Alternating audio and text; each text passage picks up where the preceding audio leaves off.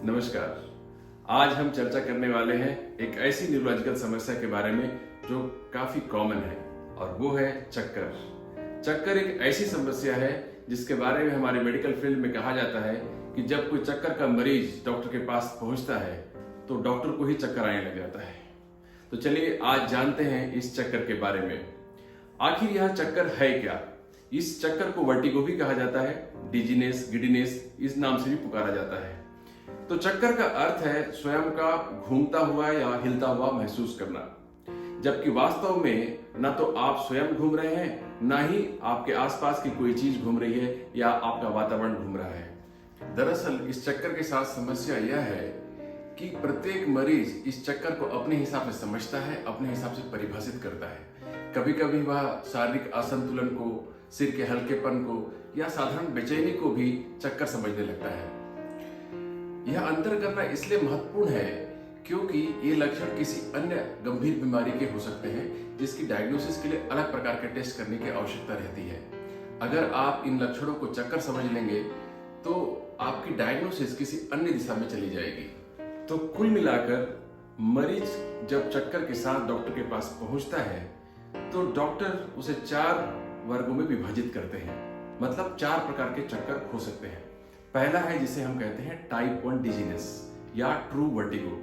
इसमें मरीज को सचमुच में अपना शरीर या सिर घूमता हुआ महसूस होता है या फिर आसपास की चीजें घूमती हुई दिखाई पड़ती हैं। और यह अधिकांश लोगों में इंटरनल ईयर, अंदरूनी कान के चेंबर की गड़बड़ी की वजह से होता है या फिर कान और ब्रेन के बीच के कनेक्शन में कहीं गड़बड़ी की वजह से यह चक्कर आता है।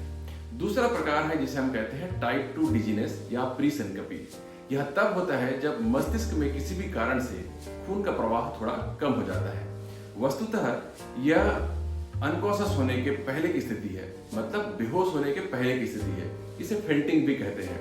यह अधिकांश लोगों में हार्ट की प्रॉब्लम की वजह से होता है या फिर वेजोवेगल रिस्पॉन्स की समस्या की वजह से हो सकता है। खासकर सेंसिटिव लोगों में यह प्रॉब्लम आती है। तीसरा प्रकार है जिसे हम कहते हैं टाइप 3 डिजीनेस या अनस्टेडीनेस। यह समस्या खासकर तब होती है जब मरीज चलना शुरू करता है या खड़ा होता है और इसके पीछे कारण होता है मांसपेशियों में कोई समस्या या फिर नसों में कोई समस्या, जिसे हम कहते हैं न्यूरोपैथी या फिर स्पॉन्डिलोसिस के बाद भी यह समस्या कुछ मरीजों में देखी जा सकती है। चौथी समस्या या चौथा प्रकार है टाइप 4 डिजीनेस।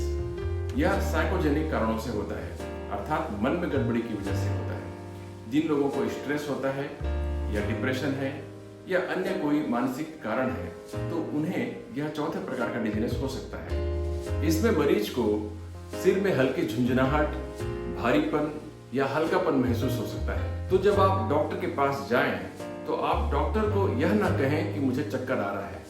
आप डॉक्टर को अपने लक्षणों के बारे में विस्तार से बताएं कि आप क्या महसूस कर रहे हैं, आपको कितने समय से चक्कर आ रहा है, चक्कर की अवधि क्या है, कितने ड्यूरेशन के लिए चक्कर रहता है, दिन में कितने बार चक्कर आता है, क्या कोई खास स्थिति है जिसमें कि चक्कर ज्यादा आता है, जैसे खड़े होने पर या करवट बदलने पर या सिर झुकाने पर या ऊपर की ओर देखने पर।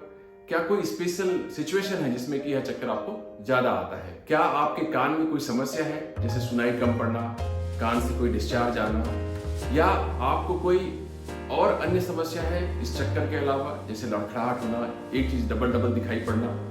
क्या चक्कर आने के पहले सर्दी, खांसी या बुखार हुआ था? क्या चक्कर के साथ सिर दर्द भी रहता है? तो इस चक्कर की डायग्नोसिस कैसे की जाती है?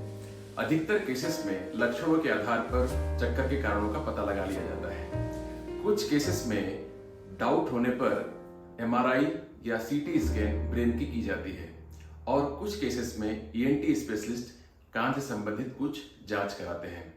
और इसके अलावा कुछ केसेस में हार्ट की भी टेस्टिंग की जा सकती है। तो इस चक्कर का उपचार क्या है?